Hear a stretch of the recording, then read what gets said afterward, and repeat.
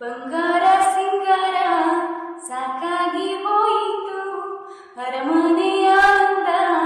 ಬೇಸತ್ತು ಹೋಯಿತು, ಕೆಳಗಿಳಿಸುವ ಮನಸ್ಸಿನ ಭಾರಗಳ ಜಿಗಿ ಜಿಗಿಯುತ್ತ ಚಿಂತೆಯ ಗುಡ್ಡಗಳ